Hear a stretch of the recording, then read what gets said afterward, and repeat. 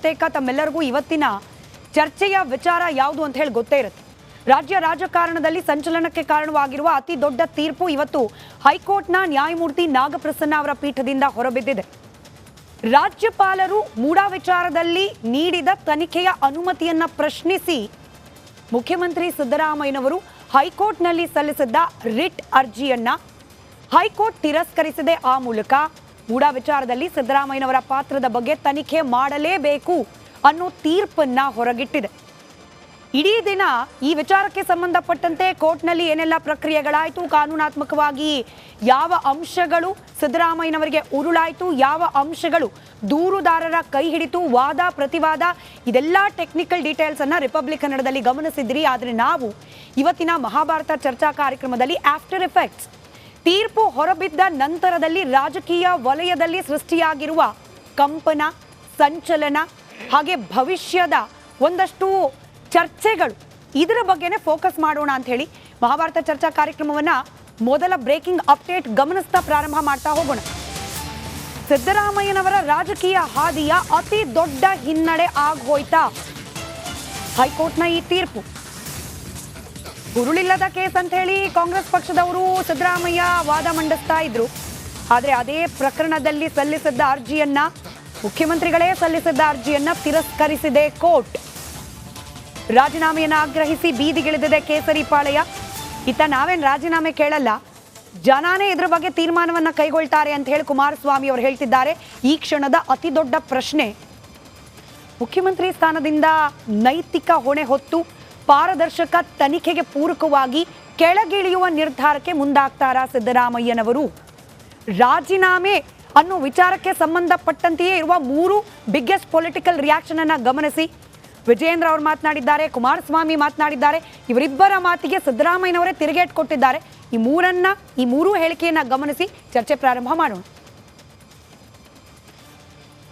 ಇವತ್ತು ಮೈಸೂರಿನ ಮೂಡಾ ಹಗರಣದಲ್ಲಿ ಭಾಗಿಯಾಗಿದ್ದಾರೆ ಅಂತ ನೇರವಾಗಿ ನಿಮ್ಮ ಮೇಲೆ ಆರೋಪ ಬಂದಿರತಕ್ಕಂಥ ಸಂದರ್ಭದಲ್ಲಿ ಗೌರವವಾಗಿ ತಮ್ಮ ಮುಖ್ಯಮಂತ್ರಿ ಸ್ಥಾನಕ್ಕೆ ರಾಜೀನಾಮೆ ನೀಡಬೇಕು, ಮುಖ್ಯಮಂತ್ರಿ ಸ್ಥಾನಕ್ಕೆ ರಾಜೀನಾಮೆ ನೀಡಬೇಕು ಅನ್ನುವ ಆಗ್ರಹವನ್ನು ನಾನಿವತ್ತು ಮಾಡ್ತಾ ಇದ್ದೇನೆ.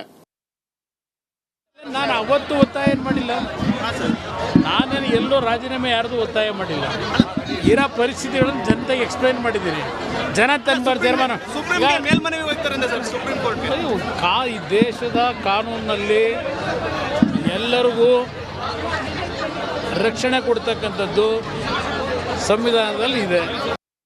ನೀವು ರಾಜೀನಾಮೆ ಕೊಡಬೇಕು ಅಂತ ಒತ್ತಾಯಿಸಿ ಪ್ರತಿಪಕ್ಷ ಯಾಕೆ ರಾಜೀನಾಮೆ ಕೊಡಿ? ಕುಮಾರಸ್ವಾಮಿ ರಾಜೀನಾಮೆ ಕೊಟ್ಟಿದಾರ? ಬೇಲ್ನಲ್ಲಿ ಇದಾರೆ? ಅಲ್ಲ, ಬೇಲ್ನಲ್ಲಿ ಇದಾರಪ್ಪ. ಅವ್ರು ಕೇಳಿ, ಅವ್ರು ಕೇಳ್ರಿ. ಈಗ FIR ಇರೋರಿಗೆಲ್ಲ ಕೇಳಪ್ಪ, ಇಲ್ಲಿ ಇದು ಇಟ್ ಈಸ್ ಓನ್ಲಿ ಎಂಕ್ವೈರಿ ಮಾಡಿ ಅಂತ ಹೇಳಿರೋದು ಅಲ್ವಾ? ಎಂಕ್ವೈರಿ ಸ್ಟೇಜ್ನಲ್ಲೇ ರಾಜೀನಾಮೆ ಕೊಡಿ ಅಂತ ನೀನು ಕೇಳೋದು ಅಲ್ಲ. ನೀನು ಕೇಳ್ತಾ ಇದೀಯನೆಯ, ಮತ್ತೆ ನೀನು ಬಿಡು. ಅವ್ರಿಗೆ ಉತ್ತರ ಕೊಡ್ತೀನಿ ನಾನು, ಬಿಡು.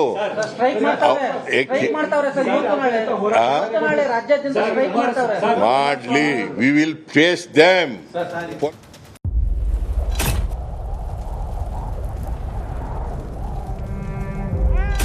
They destroyed our house and our life.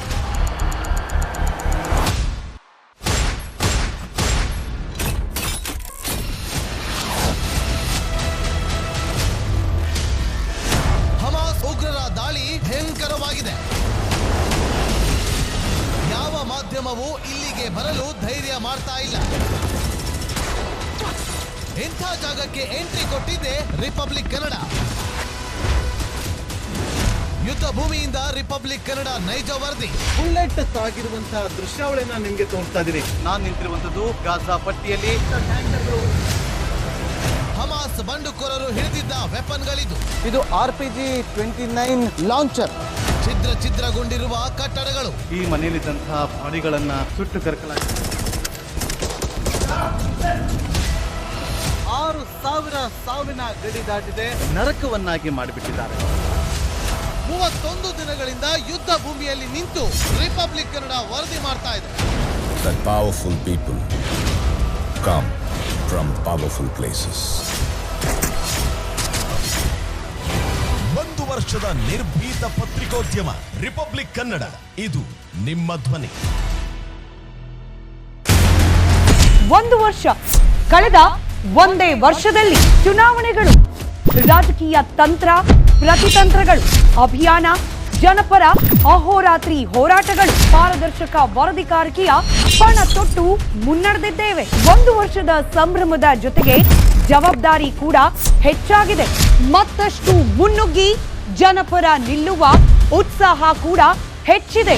ಯಾಕಂದ್ರೆ ಇದು ರಿಪಬ್ಲಿಕ್ ಕನ್ನಡ, ನಿಮ್ಮದೇ ಧ್ವನಿ. 1 ವರ್ಷದ ನಿರ್ಭೀತ ಪತ್ರಿಕೋದ್ಯಮ ರಿಪಬ್ಲಿಕ್ ಕನ್ನಡ, ಇದು ನಿಮ್ಮ ಧ್ವನಿ.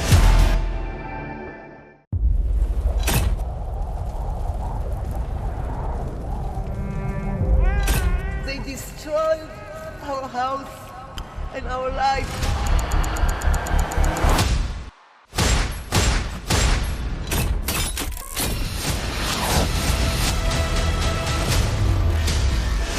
ಹಮಾಸ್ ಉಗ್ರರ ದಾಳಿ ಭಯಂಕರವಾಗಿದೆ. ಯಾವ ಮಾಧ್ಯಮವೂ ಇಲ್ಲಿಗೆ ಬರಲು ಧೈರ್ಯ ಮಾಡ್ತಾ ಇಲ್ಲ. ಇಂಥ ಜಾಗಕ್ಕೆ ಎಂಟ್ರಿ ಕೊಟ್ಟಿದೆ ರಿಪಬ್ಲಿಕ್ ಕನ್ನಡ. ಯುದ್ಧ ಭೂಮಿಯಿಂದ ರಿಪಬ್ಲಿಕ್ ಕನ್ನಡ ನೈಜ ವರದಿ. ಬುಲೆಟ್ ಸಾಗಿರುವಂತಹ ದೃಶ್ಯಾವಳಿಯನ್ನ ನಿಮ್ಗೆ ತೋರಿಸ್ತಾ ಇದೀನಿ. ನಾನು ನಿಂತಿರುವಂತದ್ದು ಗಾಜಾ ಪಟ್ಟಿಯಲ್ಲಿ. ಹಮಾಸ್ ಬಂಡುಕೋರರು ಹಿಡಿದಿದ್ದ ವೆಪನ್ಗಳಿದು. ಇದು RPG 29 ಲಾಂಚರ್. ಛಿದ್ರಗೊಂಡಿರುವ ಕಟ್ಟಡಗಳು. ಈ ಮನೆಯಲ್ಲಿದ್ದಂತಹ ಬಾಡಿಗಳನ್ನ ಸುಟ್ಟು ಕರಕಲಾಗಿದೆ. 6,000 ಸಾವಿನ ಗಡಿ ದಾಟಿದೆ, ನರಕವನ್ನಾಗಿ ಮಾಡಿಬಿಟ್ಟಿದ್ದಾರೆ. 31 ದಿನಗಳಿಂದ ಯುದ್ಧ ಭೂಮಿಯಲ್ಲಿ ನಿಂತು ರಿಪಬ್ಲಿಕ್ ಕನ್ನಡ ವರದಿ ಮಾಡ್ತಾ ಇದೆ. That powerful people come from powerful places. 1 ವರ್ಷದ ನಿರ್ಭೀತ ಪತ್ರಿಕೋದ್ಯಮ ರಿಪಬ್ಲಿಕ್ ಕನ್ನಡ, ಇದು ನಿಮ್ಮ ಧ್ವನಿ. 1 ವರ್ಷ ಕಳೆದ ಒಂದೇ ವರ್ಷದಲ್ಲಿ ಚುನಾವಣೆಗಳು, ರಾಜಕೀಯ ತಂತ್ರ ಪ್ರತಿತಂತ್ರಗಳು, ಅಭಿಯಾನ, ಜನಪರ ಅಹೋರಾತ್ರಿ ಹೋರಾಟಗಳು, ಪಾರದರ್ಶಕ ವರದಿಗಾರಿಕೆಯ ಪಣ ತೊಟ್ಟು ಮುನ್ನಡೆದಿದ್ದೇವೆ. 1 ವರ್ಷದ ಸಂಭ್ರಮದ ಜೊತೆಗೆ ಜವಾಬ್ದಾರಿ ಕೂಡ ಹೆಚ್ಚಾಗಿದೆ. ಮತ್ತಷ್ಟು ಮುನ್ನುಗ್ಗಿ ಜನಪರ ನಿಲ್ಲುವ ಉತ್ಸಾಹ ಕೂಡ ಹೆಚ್ಚಿದೆ.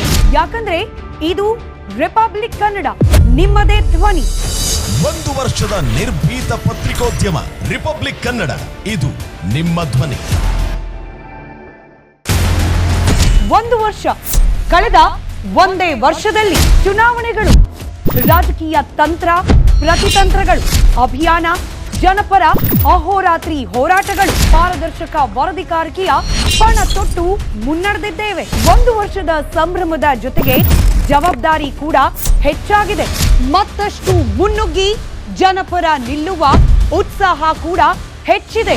ಯಾಕಂದ್ರೆ ಇದು ರಿಪಬ್ಲಿಕ್ ಕನ್ನಡ, ನಿಮ್ಮದೇ ಧ್ವನಿ. 1 ವರ್ಷದ ನಿರ್ಭೀತ ಪತ್ರಿಕೋದ್ಯಮ ರಿಪಬ್ಲಿಕ್ ಕನ್ನಡ, ಇದು ನಿಮ್ಮ ಧ್ವನಿ.